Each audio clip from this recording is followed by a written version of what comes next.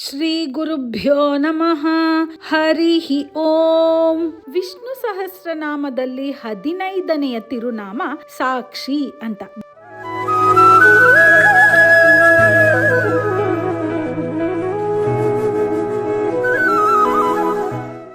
ದಿವ್ಯ ದೇಶಂ ಎನ್ನುವುದು ಸಂಸ್ಕೃತದ ಪದ.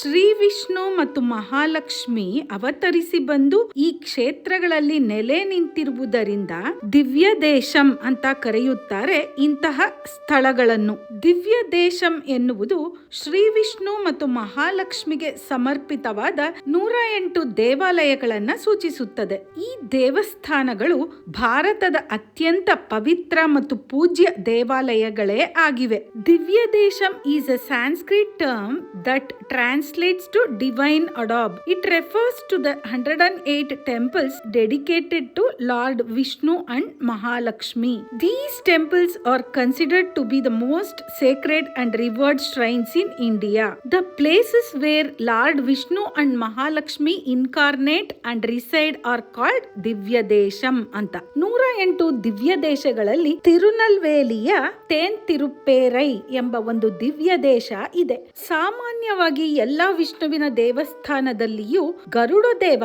ವಿಷ್ಣುವಿನ ಎದುರಿನಲ್ಲಿಯೇ ಇರುತ್ತಾನೆ. ಆದರೆ ಇಲ್ಲಿ ಮಾತ್ರ ಭಗವಂತ ವಿಷ್ಣುವಿನ ಎದುರು ಗರುಡ ದೇವ ಇಲ್ಲ, ಸ್ವಲ್ಪ ಪಕ್ಕಕ್ಕೆ ನಿಂತಿದ್ದಾನೆ. ಇಲ್ಲಿ ಮಾತ್ರ ಯಾಕೆ ಹೀಗೆ ಅನ್ನುವುದೇ ಈ ಕಥೆ. ಶಿವನ ದೇವಸ್ಥಾನಗಳಲ್ಲಿ ನಾವು ನೋಡಿಯೇ ಇರುತ್ತೇವೆ. ಶಿವನಿಗೆ ಸರಿಯಾಗಿ ಎದುರಿಗೆ ಶಿವನ ವಾಹನವಾದ ನಂದಿ ಇರುತ್ತಾನೆ. ಹಾಗೆಯೇ ವಿಷ್ಣುವಿನ ಎದುರಿಗೆ ಸರಿಯಾಗಿ ಗರುಡ ವಾಹನ ಇರುತ್ತಾನೆ. ಅದು ಏಕೆ ಹೀಗೆ ಅನ್ನುವುದಕ್ಕೆ ಕೂಡ ಒಂದು ತಾತ್ಪರ್ಯ ಇದೆ. ಏನಪ್ಪಾ ಅಂದ್ರೆ, ಭಗವಂತನಿಗೆ ತೋರಿಸುವಂತಹ ಕನ್ನಡಿ ಅನ್ನುವುದು ವೇದ. ಗರುಡ ಕೂಡ ವೇದ ಸ್ವರೂಪಿಯೇ ಆಗಿದ್ದಾನೆ. ವೇದ ಎನ್ನುವ ಕನ್ನಡಿಯೇ ಗರುಡನೇ ಆಗಿದ್ದಾನೆ. ಈಗ ನಾವೆಲ್ಲ ಅಲಂಕಾರ ಮಾಡಿಕೊಂಡ್ರೆ ನಾವು ಹೇಗೆ ಕಾಣುತ್ತೇವೆ ಅಂತ ಕನ್ನಡಿಯಲ್ಲಿ ಚೆಂದ ನೋಡಿಕೊಳ್ಳುತ್ತೇವೆ. ಆ ಭಗವಂತ ಅಲಂಕಾರ ಮಾಡಿಕೊಂಡರೆ ವೇದ ಸ್ವರೂಪಿಯಾಗಿರುವ ಗರುಡ ಎನ್ನುವ ಕನ್ನಡಿಯಲ್ಲಿಯೇ ತನ್ನ ಚೆಂದ ನೋಡಿಕೊಳ್ಳುತ್ತಾನೆ. ಆ ಭಗವಂತ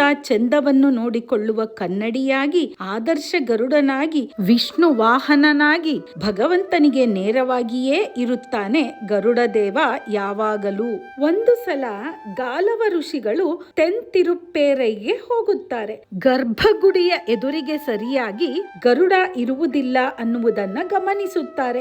ಇದನ್ನು ನೋಡಿ ಗಾಲವರಿಗೆ ಆಶ್ಚರ್ಯ. ಬಾಗಿಲಿನಿಂದ ನಮಸ್ಕಾರ ಮಾಡಬೇಕು ಅಂದರೆ ಶಿವನ ದೇವಸ್ಥಾನಗಳಲ್ಲಿ ನಂದಿ ಅಡ್ಡ ಬರುತ್ತಾನೆ, ವಿಷ್ಣುವಿನ ದೇವಸ್ಥಾನಗಳಲ್ಲಿ ಗರುಡ ಅಡ್ಡಲಾಗಿ ಇರುತ್ತಾನೆ. ಇಲ್ಲಿ ಗರುಡ ದೇವ ಅಡ್ಡಲಾಗಿ ಇಲ್ಲ, ನೇರವಾಗಿ ವಿಷ್ಣುವಿಗೆ ನಮಸ್ಕಾರ ಮಾಡಲು ಸಾಧ್ಯವಾಯಿತು ಅವರಿಗೆ. ಆದರೆ ಇಲ್ಲಿ ಮಾತ್ರ ಏಕೆ ಹೀಗೆ? ಗರುಡ ವಿಷ್ಣುವಿನ ಎದುರಿನಲ್ಲಿ ಏಕೆ ಇಲ್ಲ ಅಂತ ಗರುಡನ ಹತ್ತಿರವೇ ಬಂದು ಕೇಳುತ್ತಾರೆ ಋಷಿ ಗಾಲವರು. ಗಾಲವರು ಗರುಡನಿಗೆ ಕೇಳುತ್ತಾರೆ, ಯಾವಾಗಲೂ ದೇವರನ್ನೇ ಮರೆ ಮಾಡುವ ಹಾಗೆ ನಿಲ್ಲುವವನು ನೀನು, ಇಲ್ಲಿ ಮಾತ್ರ ಏಕೆ ಹೀಗೆ? ಯಾಕಪ್ಪ ಇಲ್ಲಿ ಮಾತ್ರ ನೀನು ಸ್ವಲ್ಪ ಪಕ್ಕಕ್ಕೆ ಸರಿದು ನಿಂತಿರುವೆ ಅಂತ ಕೇಳುತ್ತಾರೆ ಗರುಡನನ್ನು ಗಾಲವರು. ಅದಕ್ಕೆ ಗರುಡ ದೇವ ಹೇಳುತ್ತಾನೆ, ಓ ಆ ವಿಷಯವೇ, ಬನ್ನಿ ಹೇಳುತ್ತೇನೆ ಅಂತ ಹೇಳಿ ಗರುಡ ದೇವ ಹೇಳುವುದಕ್ಕೆ ಶುರು ಮಾಡ್ತಾನೆ. ಅದು ಏನು ಅಂದ್ರೆ, ಈ ಊರಿನ ಮಕ್ಕಳು ವೇದಗಳನ್ನು, ತಮಿಳಿನ ಶ್ಲೋಕಗಳನ್ನು, ದೇವರ ನಾಮಗಳನ್ನೆಲ್ಲ ತುಂಬಾ ಚೆನ್ನಾಗಿ ಹೇಳುತ್ತಾರೆ. ಇಲ್ಲಿನ ಮಕ್ಕಳು ತುಂಬಾ ಚಿಕ್ಕ ವಯಸ್ಸಿನಿಂದಲೇ ಇವುಗಳನ್ನೆಲ್ಲ ಕಲಿತಿರುತ್ತಾರೆ. ನಮ್ಮಾಳ್ವಾರ್ ಅನ್ನುವ ಗುರುಗಳು ತಮ್ಮ ಹಾಡಿನಲ್ಲಿ ಈ ಮಕ್ಕಳ ಬಗ್ಗೆ ತುಂಬಾ ಚೆನ್ನಾಗಿ ಹಾಡಿದ್ದಾರೆ. ಈ ಊರಿನ ಮಕ್ಕಳಿಗೆ ಭಗವಂತನಲ್ಲಿ ಅಷ್ಟು ಪ್ರೀತಿ. ಇಲ್ಲಿ ಮಕ್ಕಳು ಯಾವಾಗ್ಲೂ ಆ ದೇವಸ್ಥಾನದ ಎದುರಿಗೆ ಇರುವ ಬಯಲಿಗೆ ಕಬಡ್ಡಿ ಆಟ ಆಡೋದಕ್ಕೆ ಬರ್ತಾರೆ. ಆದರೆ ನಮ್ಮ ಹಾಗೆ ಕಬಡ್ಡಿ ಕಬಡ್ಡಿ ಅಂತ ಹೇಳುತ್ತಾ ಇರಲಿಲ್ಲ. ಆಟ ಆಡುವಾಗಲೂ ಕೂಡ ವೇದಾಭ್ಯಾಸ ಮಾಡುವುದು, ದೇವರ ಶ್ಲೋಕಗಳನ್ನು, ದೇವರ ಹಾಡುಗಳನ್ನು ಹೇಳಿಕೊಂಡೇ ಆಟವಾಡುತ್ತಾ ಇರುತ್ತಾರೆ ಈ ಮಕ್ಕಳು. ಅದಕ್ಕೆ ನಮ್ಮಾಳ್ವಾರ್ ಎನ್ನುವ ಆಚಾರ್ಯರು ಕೂಡ ಈ ಮಕ್ಕಳನ್ನು ತಮ್ಮ ಪದ್ಯಗಳಲ್ಲಿ ತುಂಬಾ ಹಾಡಿ ಹೊಗಳಿದ್ದಾರೆ. ಈ ಅದ್ಭುತವಾದ ಆನಂದಮಯವಾದ ಆಟವನ್ನ ನೋಡೋದಕ್ಕೆ ಶ್ರೀ ವಿಷ್ಣುವಿಗೆ ತುಂಬಾ ಸಂತೋಷ. ಭಗವಂತ ಚೆನ್ನಾಗಿ ಈ ಮಕ್ಕಳ ಆಟವನ್ನು ನೋಡಲಿ ಅಂತ ನಾನು ಪಕ್ಕಕ್ಕೆ ಸರಿದು ನಿಂತಿದ್ದೇನೆ ಅನ್ನುತ್ತಾನೆ ಗರುಡ. ಆ ಭಗವಂತ ಈ ಮಕ್ಕಳ ಆಟವನ್ನೆಲ್ಲ ಚೆನ್ನಾಗಿ ನೋಡಿ ಆನಂದಿಸಿ ಚೆನ್ನಾಗಿ ಅನುಗ್ರಹ ಮಾಡಿ ಆ ಮಕ್ಕಳಿಗೆಲ್ಲ ಒಳ್ಳೆಯದಾಗಲಿ ಅನ್ನುವ ಕಾರಣಕ್ಕೆ ನಾನು ಸ್ವಲ್ಪ ಪಕ್ಕಕ್ಕೆ ಸರಿದು ನಿಂತಿದ್ದೇನೆ ಅನ್ನುತ್ತಾನೆ ಗರುಡದೇವ. ಇದರಲ್ಲಿ ಇನ್ನೊಂದು ಒಳ ಅರ್ಥ ಕೂಡ ಇದೆ. ಅದೇನಪ್ಪ ಅಂದ್ರೆ ಈ ಮಕ್ಕಳು ಆಡುವ ಆಟ ಮಾತ್ರ ಆಟ ಅಲ್ಲ, ಈ ಜೀವನ ಅನ್ನುವುದು ಕೂಡ ಒಂದು ಆಟವೇ ಆಗಿದೆ. ಆ ಮಕ್ಕಳ ಆಟವನ್ನು ಭಗವಂತ ಹೇಗೆ ಸಾಕ್ಷಿಯಾಗಿ ಕುಳಿತುಕೊಂಡು ನೋಡುತ್ತಾ ಇರುವನೋ ಹಾಗೆಯೇ ನಮ್ಮೆಲ್ಲರ ಜೀವನದ ಆಟವನ್ನು ಆ ಭಗವಂತ ಸಾಕ್ಷಿಯಾಗಿ ನೋಡುತ್ತಾ ಕುಳಿತಿದ್ದಾನೆ ಅಂತ ನಾವು ತಿಳಿಯಲೇಬೇಕು.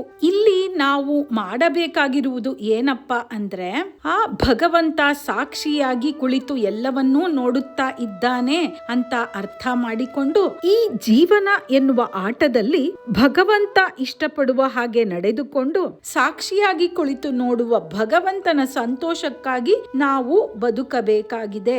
ಶಾಸ್ತ್ರಗಳಲ್ಲಿ ಇರುವ ಕಟ್ಟುಪಾಡುಗಳನ್ನು ಅರ್ಥ ಮಾಡಿಕೊಂಡು ಅದಕ್ಕೆ ತಕ್ಕಂತೆ ನಾವು ನಡೆದುಕೊಂಡು ಜೀವನವೆಂಬ ಆಟವನ್ನು ಸರಿಯಾಗಿ ಆಡಿದರೆ ಸಾಕ್ಷಿಯಾಗಿ ಇದ್ದುಕೊಂಡು ನೋಡುವ ಆ ಭಗವಂತ ತುಂಬಾ ಮೆಚ್ಚಿಕೊಳ್ಳುತ್ತಾನೆ ನಮ್ಮನ್ನು. ಭಗವಂತನೇ ಮೆಚ್ಚಿಕೊಂಡ ಮೇಲೆ ನಮ್ಮ ಜೀವನದಲ್ಲಿ ಸಂತೋಷಕ್ಕೇನು ಕಡಿಮೆ ಇರುತ್ತದೆ? ಇಷ್ಟು ದೊಡ್ಡ ತಾತ್ಪರ್ಯವನ್ನು ಅರ್ಥ ಮಾಡಿಸುವುದಕ್ಕಾಗಿಯೇ ತೆಂತಿರುಪ್ಪೇರೈ ಎಂಬ ದಿವ್ಯ ದೇಶದಲ್ಲಿ ಮಕ್ಕಳನ್ನು ಆಟ ಆಡುವುದಕ್ಕೆ ಬಿಟ್ಟು ಗರುಡದೇವ ಪಕ್ಕಕ್ಕೆ ಸರಿಯುವಂತೆ ಮಾಡಿ ಆ ಭಗವಂತ ಮಕ್ಕಳ ಆಟವನ್ನು ಸಾಕ್ಷಿಯಾಗಿ ನೋಡುತ್ತಾ ನಿಂತಿದ್ದಾನೆ. ಹೀಗೆಯೇ ಪ್ರಪಂಚ ಎನ್ನುವ ಆಟದ ಮೈದಾನವನ್ನು ಕೊಟ್ಟು ಇಲ್ಲಿ ನಮ್ಮನ್ನೆಲ್ಲ ಆಟ ಆಡುವುದಕ್ಕೆ ಬಿಟ್ಟು ಆ ಭಗವಂತ ಸಾಕ್ಷಿಯಾಗಿ ಎಲ್ಲವನ್ನೂ ನೋಡುತ್ತಾ ಇದ್ದಾನೆ. ಅದಕ್ಕೆ ಅವನಿಗೆ ಸಾಕ್ಷಿ ಅಂತ ಹೆಸರು. ಆ ಊರಿನ ಮಕ್ಕಳೆಲ್ಲ ಆಟ ಆಡಿಕೊಂಡೇ ದೇವರನ್ನು ನೆನೆಯುತ್ತಿದ್ದರಲ್ಲ, ಹಾಗೆಯೇ ನಾವು ಕೂಡ ನಮ್ಮ ದಿನನಿತ್ಯದ ಕೆಲಸಗಳನ್ನು ಮಾಡಿಕೊಳ್ಳುತ್ತಾ ನಮಗೆ ಸಾಧ್ಯವಾದಷ್ಟು ದೇವರ ಬಗ್ಗೆಯೂ ತಿಳಿದುಕೊಳ್ಳುತ್ತಾ ಹೋಗೋಣ. ಹಾಗೆಯೇ ಸಾಕ್ಷಿನೇ ನಮಃ ಅಂತ ಕೂಡ ದಿನನಿತ್ಯ ಹೇಳುತ್ತಾ ಬರೋಣ.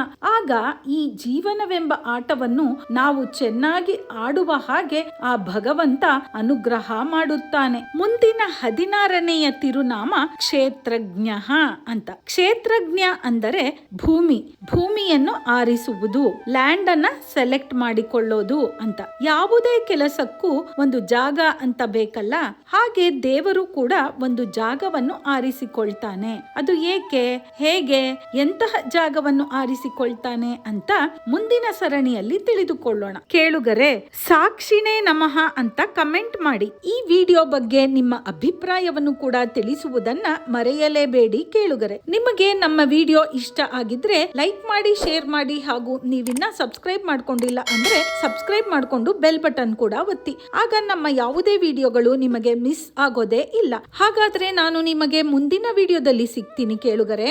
ಸಾಕ್ಷಿನೇ ನಮಃ. ಸರ್ವೇ ಜನಾಃ ಸುಖಿನೋ ಭವಂತು.